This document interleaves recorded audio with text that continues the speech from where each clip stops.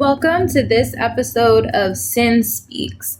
In this episode, we're going to talk about the importance of giving and taking and balance in giving and receiving, because I think that's a topic that a lot of people deal with and struggle with, especially if you are at one side of the spectrum or the other. So with regards to giving and taking, and we're going to use relationships as the foundation because that's probably the most common area in which this comes up, but both are important. It is important that you give, and it is important that you have the ability to receive. And that one's huge because a lot of times in religion or being brought up, you believe that, or taught to believe, that you have to be a giver. And if you are anything but, you are less than, or you are selfish. And there's a problem with that. And here's what it is. So there's not a problem with giving. That is okay. But if you are giving from a space of obligation, there is a major issue because it completely negates the purpose behind your giving, which is the part that makes giving special. So if you're giving to receive, there's an issue. Why do you feel obligated to give? That shouldn't be the case. You should only give when it feels good for you. And if your answer isn't, oh, absolutely no problem, my pleasure, you need to second guess if you should actually give in that scenario. And that's a hard pill to swallow. I know I'm going to get some backlash for that, but I don't really care because it's right. And when you're learning self-love, it is difficult to get into a space where you can set that boundary and say, you know what? No, thank you. That is hard for somebody who's been conditioned and trained their entire life to only give, to finally say, you know what? I'm not going to do that because I don't want to. Also, if you've been through any type of trauma, and specifically like sexual trauma, if you've been abused in that way, this is going to be even more difficult for you because the ability to say no, if you've been through something like that, is stripped away when you are violated. So that is part of the trauma and the healing that has to happen when you're recovering from something like that, which often, if that happened as a child, you don't even get a space to recover until you're an adult, which is unfortunate. But when you're finally in the space where you're ready to handle it and address it head on, probably the most important thing that you'll learn is to say no. And the fact that you are allowed to say no. That's major because I can tell you from personal experience that I didn't believe that I was allowed to say no. And that shaped the way that I lived for so long. And it prevented me from doing what was best for me in so many scenarios, simply because I believed that I was not allowed to say no. I was selfish if I said no. Well, I'm not a selfish person and I desire to help people, so I'm just going to do it, even if it makes my life more difficult. And I had to get to a space where I said, you know, I can't do this anymore. And it was after I was broken down, worse than I've ever been broken down before. I'm pretty resilient, generally speaking. I can deal with a lot. And it got to a space where I couldn't anymore. And I started reading an amazing book about boundaries called Boundaries. And it started to shape my perspective. So if you're struggling to heal from trauma, and I specifically say sexual trauma, any type of sexual abuse, this could also go for emotional abuse because those boundaries are often overstepped.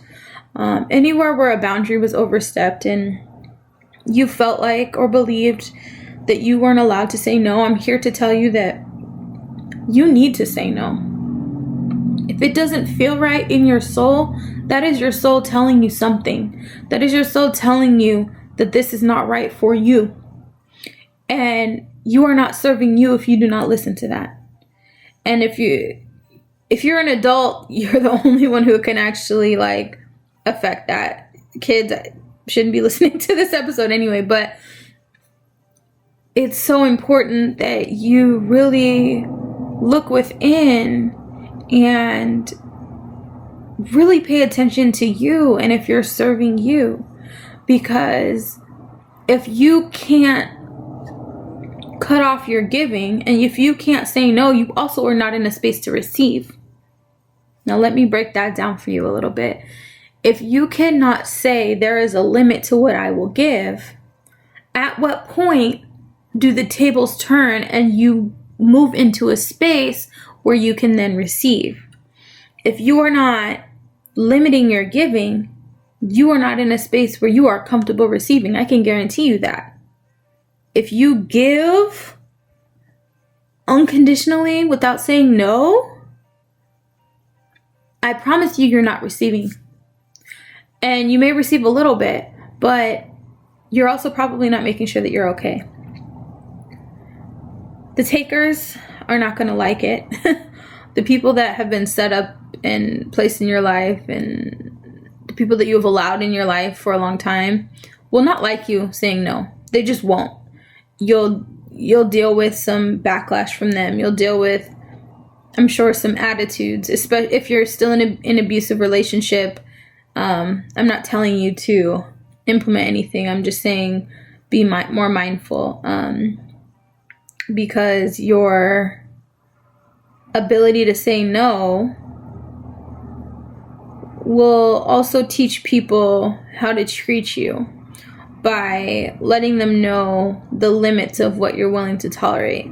So if you're in a romantic relationship and something as simple as communication, if you find yourself being the one to always initiate communication, you also probably are taking the lead in other areas of that relationship. And eventually that's going to get tiring. So being mindful of that is important. And maybe taking a step back and saying, you know what, I'm going to let them take the lead a little bit. There's also something connected to control with regards to the ability to let go of the reins and not have to be the giver. Well, I'm going to give because then I can control the relationship a little bit, which is not true. But we believe that, especially if we have any type of anxiety around control or lack of control in our childhood, we deal with the fact, or we get wrapped up in the fact that if I'm always giving, then eventually somebody's going to give back, right? That's not true, because if you are giving with that perspective, you're still giving with the mindset that somebody else is going to give back. And that's still not selfless. That's still selfish. Well, I'm going to give to you so that you give to me. That's not selfless giving, because you're still giving out of obligation. Well, in order for me to get what I need, I'm going to give them this. That's not true. A more healthy space to give from is, you know what? Even if they can't give anything back to me, this is what I'm willing to give to them. That will change what you're willing to give. If you're giving to somebody with no obligation attached to it, you're going to give differently. And this is why I don't lend out money, because if I give it to you and you don't give it back, there's going to be resentment that builds, right? If I borrow it to you, if I lend it to you and you don't give it back to me, now we have an issue, right? If I give it to you and I don't expect it back, then if you decide that you want to give it back, that's a benefit, right? That's I probably wouldn't even accept it. But if I'm giving with the obligation that you're going to give it back to me, that's a setup. I don't do that. So I learned that the hard way. But it could ruin relationships. And so if you're giving somebody something, or if somebody asks you, hey, do you have $20? And if you have $20 that you wouldn't miss if they didn't give it back to you, be like, you know what? I'm going to give this to you. You don't have to pay me back. If you can give that way, you're giving from a good space, because you're giving because you desire to, and you're giving because you want to. But if you're giving, well, I'm going to give you this $200, but I need it back by this day, and that person doesn't pay you, you've then lost the relationship because you weren't managing how you were giving. So only giving from a space of giving without condition is the healthy space. So think about that. If you're in a relationship and you're giving, and you're not getting enough back for you to feel like it's worth it, then there's an issue, because you're giving and you need something back. If you're giving because it feels good and you enjoy it, and you have no expectation for them to give anything back to you, you're probably giving a more healthy amount of your time, of your effort, of your love. So just try to be mindful of the fact that when you're giving, give from a space of no conditions, no strings. And that is a healthy level of giving. If you are in a space where you are not comfortable receiving, which is actually more common than you guys think, then you want to think about that from a place of like your worth. If you can't receive, you really don't know your worth. And that's something to work on, because somewhere in your life, somebody likely told you that you weren't worthy, or you didn't deserve that. And let me tell you that by living, you deserve all of that which you receive. And you don't have to put in a lot of work to get what you deserve, per se. You don't have to give in order to get. Like, that's not how it works. Whatever is meant for you is meant for you. And there's a spiritual world that's working for you and on your behalf, and you got an entire team on your side, on the other side, waiting to just fill you with things. And we create blocks and we create restrictions in our receiving by believing that we have to give in order to receive. So if you find yourself in a space where you're not receiving what you need or what you want, look at your relationship with receiving. An easy one is money. Like, if you are finding yourself, like, if money's not flowing to you, there's a problem, because most likely you have a ton of money that if you believe in manifestation, that you've manifested, or that you've requested or prayed for, or whatever you believe, but there's a ton of money out there for you. And if you aren't in a space to receive it, you won't. If there's anything that is conflicting as far as your thoughts and beliefs towards that topic, it will block it. Like, you can't hold a positive and a negative thought about the same topic at the same time. It just doesn't work. It doesn't help you. It doesn't benefit you in any way. So thinking about, does money come to me easily, or do I have to work really hard for it? That's two different perspectives. Well, money just flows to me. I'm pretty abundant in all the things that, like, in everything. I just try something and I'm good at it. Or if I ask for the money, it just comes to me. Or if I even just barely think about needing the money, then it comes to me and I don't even have to worry about it. That is a great space of receiving. And there's another episode that I'll be recording soon that will talk more about that. But being in a space where you are allowing yourself to receive is important. So digging really deep within your self-worth and your value of self and self-esteem even, and seeing if there are any blocks with regards to your belief system and receiving. And if you are in a space to receive, that will gauge the amount of receiving that actually happens in your world. So I'm really, for this episode, talking to the people who give and feel like they don't get anything in return, or that they don't get enough in return. And I'm here to tell you that you can, and you do deserve it. It just may take a little work and a little self-work.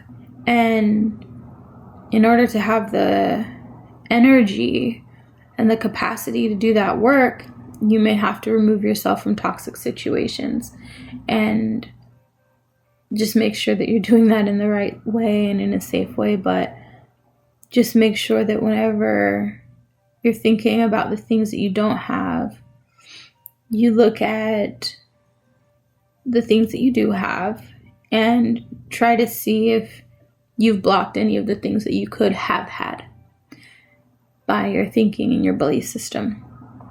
And that's a really deep topic. I can't cover it in one episode, so I'm going to be breaking it down into future episodes, but it will help you kind of get an idea of the importance of being mindful when you're in a space of giving and receiving, and the importance of both. If you take from people and I don't really give, there's an issue there. You don't believe that it's going to come back to you. That's a problem.